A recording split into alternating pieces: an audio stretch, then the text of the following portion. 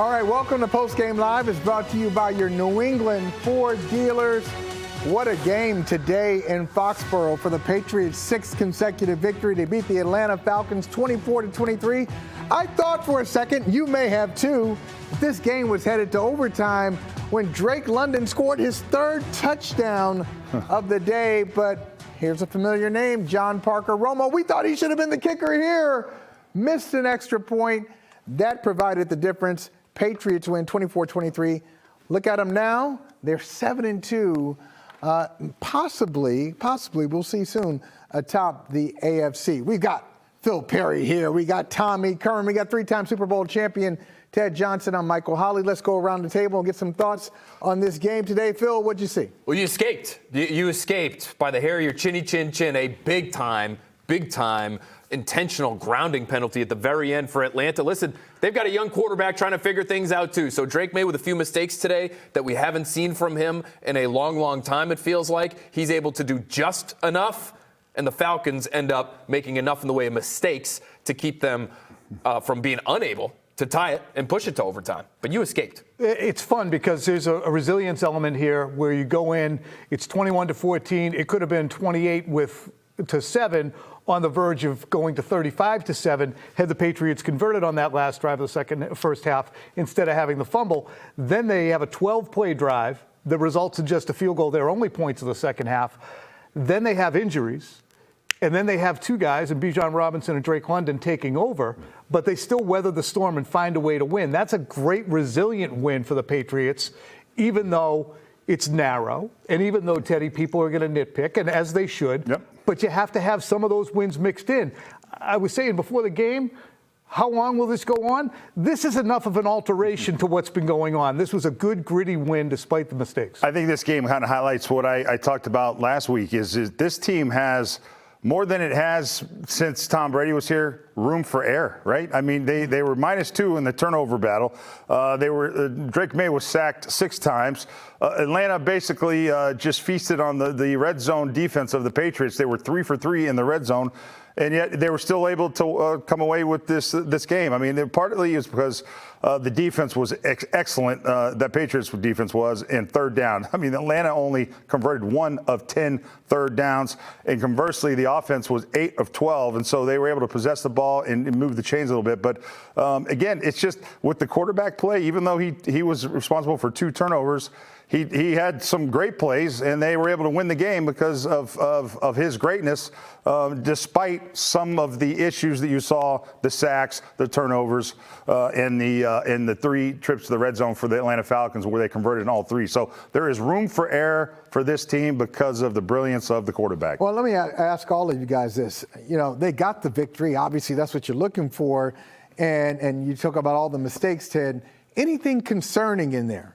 If it's the sacks, if it's the ball security issues from Drake Maye, which gave Atlanta life right at the end of the first half, not taking care of the football, Atlanta gets it, or the defense of Drake London, who had 3 touchdowns today. Is there anything, Phil, that you look at and say, okay, they won, but trade deadline coming up on Tuesday, we need to address fill in the blank? Well, I think you need to address the pass rush. Yes. To me, there are way too many opportunities for the Falcons at the end of that game, and phenomenal catches by Drake London and Bijan Robinson. Those guys are monsters, but no pressure, it felt like, at the end of this game. And they got away with one at the end again because they snap it at the wrong time. Mm-hmm. Milton Williams goes through untouched, and Michael Penix feels like he has to get it away. It's 10-yard penalty, and you lose it down there. I guess they'll get credit for generating a pressure and a negative play there. But, boy, Kayvon Chaisson early in the game, great. Harold Landry every once in a while, fine. They have very little in terms of pressure options, it feels like, on this defense, and it allowed somebody like Michael Penix to get into a little bit of a rhythm at the end of that game. Yeah, I agree with you on that. I'm also concerned, my number one concern is the number of sacks and hits. And I've been a big proponent of, hey, he's a quarterback who moves around, everybody gets hit. There's going to be 100% hurt rate, if not injury rate, on every position. That's the byproduct of playing the position. But 6 this week, 6 last week, that's now 34 sacks for Drake Maye. Some of those are his decisions. They're 1-yard sacks when he scrambles and steps up. So they're not necessarily offensive line sacks. But to me, it's a concern. But again, it's a little nitpick. I don't think you have to do something drastic on the offensive line to fix it. this was a good win for them because it challenged them in a number of ways. And the injuries are a thing, Teddy, too. Yep. That between Stevenson and Ellis and Booty and Gonzalez at the end, now they're going to start to enter that depth category. Look, I'm going to combine my answer to both what Phil and Tom were saying is basically the pass rush. We got to get better. I mean, one sack on the day. I mean, they had all day to throw back there. They led the league in sacks for the first two weeks, and they've been putrid ever since. And just not getting pressure. They were ranked 21st. They're going to be lower after this game in pressure rate going into this game. So that to me is a concern. And then conversely, right now you probably had Drake Maye. They're probably averaging almost giving up 4 to 4.5 sacks per game. I mean, you're talking about he's on a trajectory to get sacked 65 times, and that clearly is conducive for winning football. So I'm just worried about getting to the quarterback and protecting the quarterback. Those are my two biggest concerns. So when you ask, who do you want at the trade deadline? Can we get a pass rusher? That's what we really need. To me, is a pass rusher. That would be my first choice on that category. 2 weeks in a row, right? They couldn't get after Dylan Gabriel last week, and you're going up against multiple backup offensive linemen at different points during this Falcons game, and you still can't get to the quarterback. Milton Williams, Christian Barmore, those guys could be doing probably a little bit more right now too. So I think they have to get that figured out. But the quarterback and the number of times he's been hit and the turnovers of late too, right? He throws the interception last week, has an interception and a fumble this week, had another fumble today soon after the first fumble, which he doesn't lose, but that's a turnover-worthy kind of play. He could afford to have a little bit better ball security moving forward. I would say, Tom, tell me if you agree with this. I think despite his mistakes today, I think Drake Maye has really displayed an ability, not just today, in a game that was, for him, this is his B game today. He's been A pluses across the board. It's a nice, solid, maybe even a mid B to a B plus game for Drake Maye. But even in games like this when he's not on it, his ability to pick up big plays on third down is impressive. Do you come out of this game and say, yeah, okay, you don't have Ramondre Stevenson. You don't have Kayshon Boutte, one of his favorite targets. Michael Winner was having some problems up front. You talk about those sacks, Ted. Maybe the part of the reason he was getting a hit is because, on the offensive line, a little shaky performance. All these things happened, yet he still was able to deliver when he needed to. I think it's because of his confidence. I mean, I think that it's born of, I've done this on 3rd and 7, I've done this on 3rd and 11. You don't see happy feet, and it's such a departure. It's such an astonishing departure from the beginning of the season in games that were not of great import. The opener against the Raiders, the game against the Steelers, those don't have as great an import as now, but now he has built up, I believe, so much confidence, and he's gotten players to reward him when he goes to them, that he just feels at ease. It's interesting, one of the rare misfires we've seen in the last several weeks was that outside throw to Kyle Williams that we saw, and immediately I said, that had to be a miscommunication. That's not on Maye. That was my initial knee-jerk. Because he just doesn't make those kinds of mistakes. He's just a confident player, and I understand. There was a pick last week, whatever. He's just in command, generally. Yeah, it was. And besides that, the Williams, I thought the Hunter Henry down the middle of the field, he didn't look back for it, and he almost got down there.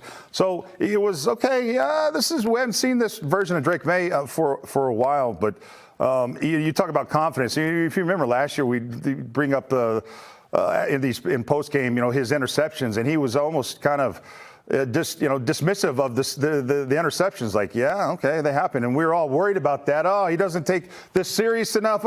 That's him saying, yeah, watch me throw a touchdown right after that. So the guys that keep the jobs the longest in this league are guys that forget about their mistakes. He clearly has that innate thing in him, in his DNA, and that is a number one quality you're going to have if you're going to be a quarterback, a high achieving quarterback in this league for a long time. Well, if you believe the stats, and you see that little screen, look at that, it'll crawl beneath your screen.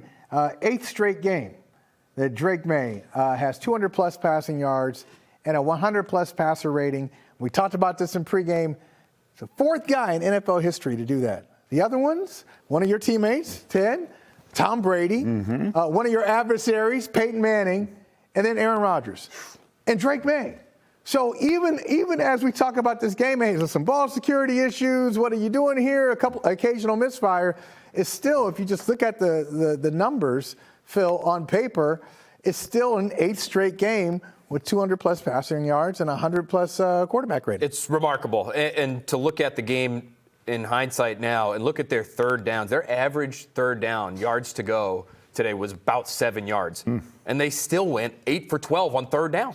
And it's because he can scramble and pick it up with his legs, or he can be accurate down the field. I thought there were a couple pretty accurate passes deep down the field. There was an early one to Pop Douglas that were pretty good throws, and they're just not completed. So even when they miss, I don't, for the most part, look at the quarterback and say, it's just not his day today. It just feels like every time he pulls the trigger and it's going down the field, aside from very rare occasions, it goes where he wants it to go. And I would credit a fair amount of that to the offensive line, too, even if we're talking about 12 sacks in the last 2 weeks. It's almost like Mike Vrabel was talking about, Phil, a couple weeks ago, where he said we were either getting sudden pressure or no pressure and plenty of time. And when Maye has the protection and the time to look, it's absolutely shooting fish in a barrel. I mean, he is going to find someone, which to me isn't because those guys are such unbelievable separators.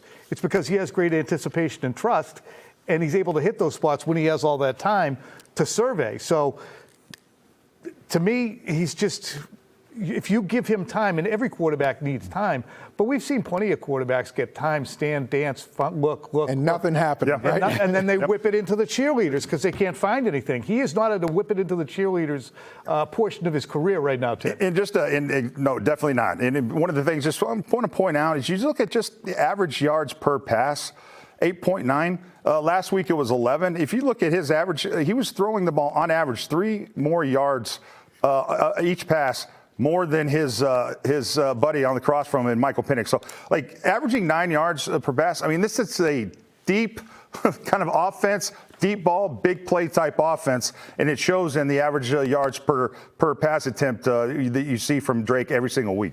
All right, we want you guys to join the conversation. What do they need? Vote in our poll by going to NBCSportsBoston.com/PatriotsVote. Scan the QR code, you see it on the screen, and scroll down to the poll. The Patriots, the trade deadline is on Tuesday. You saw some things today. Is it pass rush, which is what these guys have been talking about? Is it Christian Gonzalez? I know we'll talk about that later today.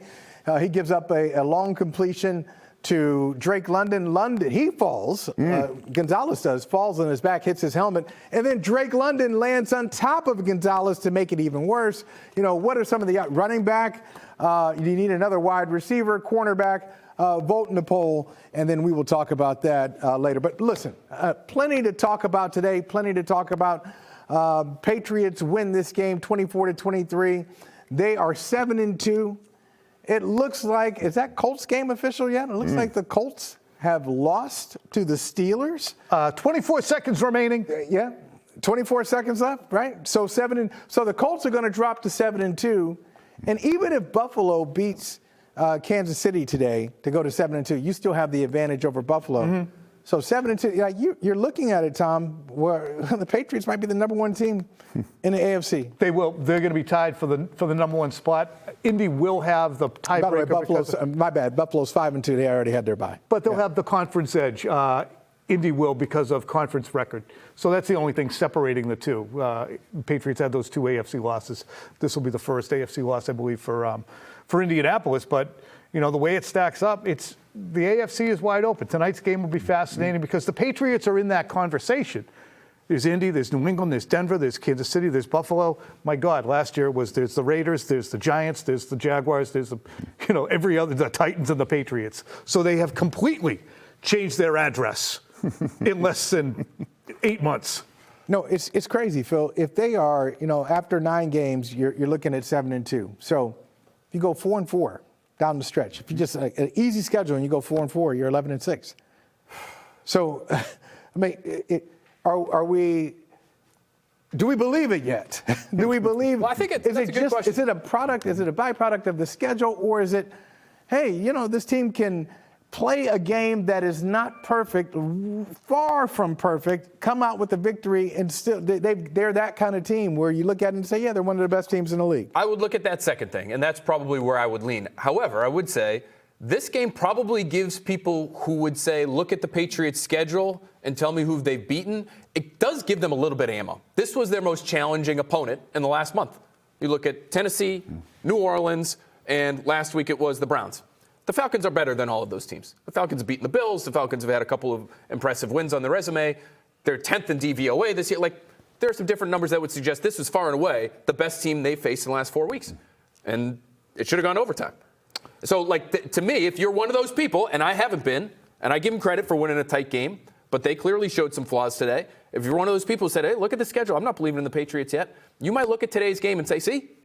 What'd I tell you? But this is a game I think you want to look at the fine print and the granular details of why it ended up 24-23, which I'm sure we can get into after Mike Vrabel, Mike. Oh, thank you. Wow. How about that? Hey, you see that, Teddy? Presented by Gem Plumbing and Heating. For an instant reaction to your heating, cooling, electrical, and plumbing needs, visit AskGem.com.